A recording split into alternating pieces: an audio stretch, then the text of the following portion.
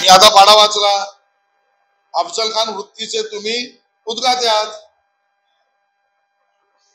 ही घटना दुर्घटना अपघात झाल्यावर ज्याला आपल्या राजकीय पोळी भाजण्याचं विचार सुचतो तोच अफजल खानी फॅन क्लबचा उद्गाता असतो. उद्धवजी तुम्हाला लागू आहे.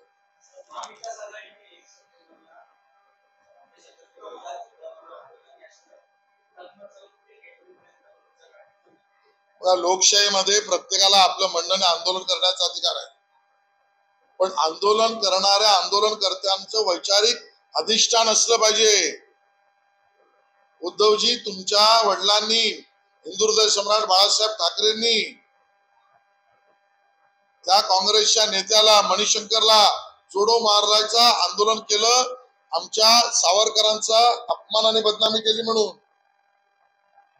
तिथे तुमचे जोडे उठले नाहीत.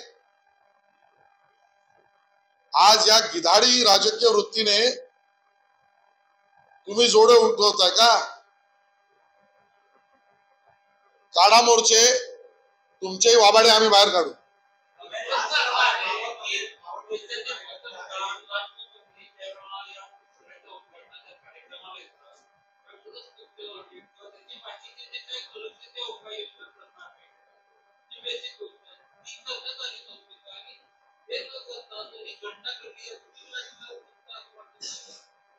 मी याच्यावर कुठलंही भाष्य केलं नाही.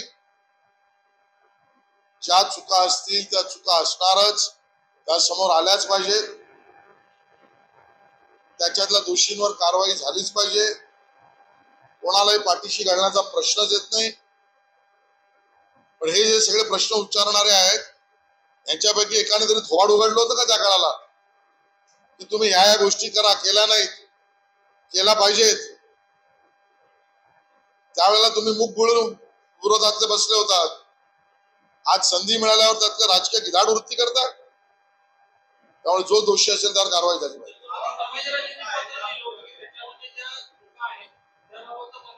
ज्यांनी याच्याबद्दल सुद्धा त्या पत्राचं दुर्लक्ष केलं असेल त्याच्यावरही कारवाई झाली. आमचं याला काही ना म्हणणं नाही. चुकीला पाठीशी घालण्याची वृत्ती करूच नाही, आम्ही करणार नाही, करायचा सवालच. चौकशीत सगळ्या गोष्टी येतील.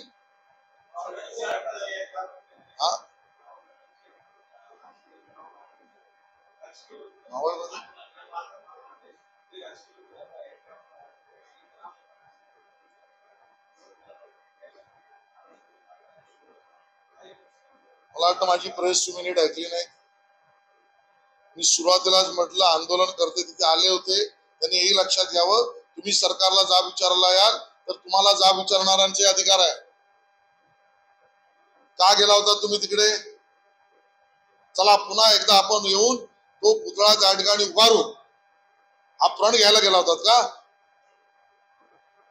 चला आपण त्या ठिकाणी शिवप्रेमी नाही, आपल्या खिशातून किंवा सरकारला बाध्य करू त्या खिशातून पुतळा उभारला गेला पाहिजे, त्याची डेडलाईन ठरवायला तुम्ही तिकडे गेला होतात का?